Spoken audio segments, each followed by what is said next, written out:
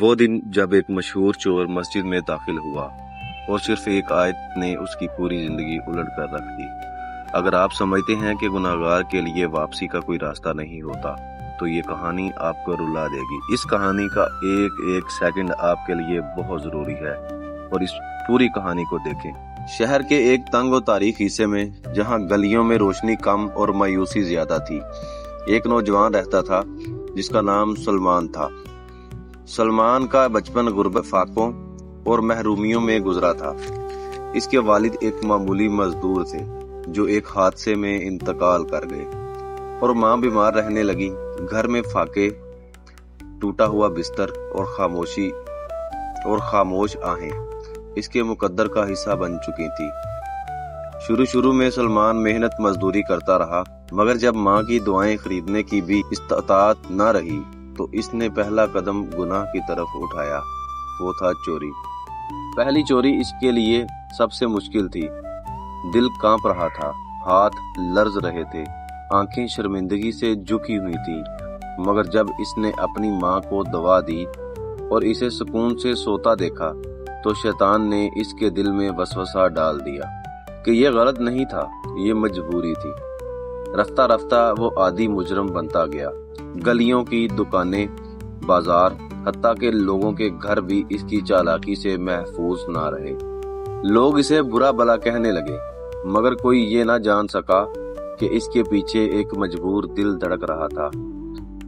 لیکن ہر رات جب وہ سوتا تو اس کے کانوں میں ایک آواز گونجتی، کیا تو یہی بننے کے لیے پیدا ہوا تھا؟ ایک دن کی بات ہے، وہ معمول کے مطابق ایک دکان سے پیسے چرا کر نکل رہا تھا کہ مغرب کی اذان کی آواز گونجی۔ مؤذن کی آواز میں عجیب سی درد بھری کشش تھی، اللہ اکبر، اللہ اکبر۔ اس کے قدم خود بخود رک گئے۔ وہ بغیر سوچے سمجھے قریبی مسجد کی طرف چل پڑا۔ شاید ضمیر جاگ گیا تھا، شاید روح کی پیاس بڑھ گئی تھی۔ مسجد کا ماحول پرسکون تھا، لوگ خاموشی سے صفیں بنا رہے تھے۔ امام صاحب کی پرسوز آواز میں تلاوت شروع ہوئی اور جس کا ترجمہ ہے، اے میرے بندو، جنہوں نے اپنے اوپر زیادتی کی، اللہ کی رحمت سے مایوس نہ ہو۔ یہ آیت سن کر سلمان کا دل کانپ اٹھا، آنکھوں سے آنسو بے اختیار بہنے لگے۔ اسے یوں لگا جیسے یہ آیت خاص اس کے لیے نازل ہوئی ہو۔ اس کی اندرونی دنیا ہل چکی تھی۔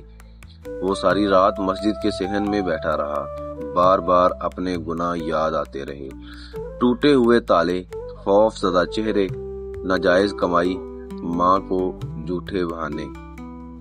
صبح فجر کے وقت اس نے سجدہ کیا، زندگی کا پہلا سجدہ جو صرف اللہ کے خوف میں تھا۔ اے اللہ، میں چور ہوں، میں گناہ گار ہوں، لیکن میں تیرا ہوں، مجھے معاف کر دے۔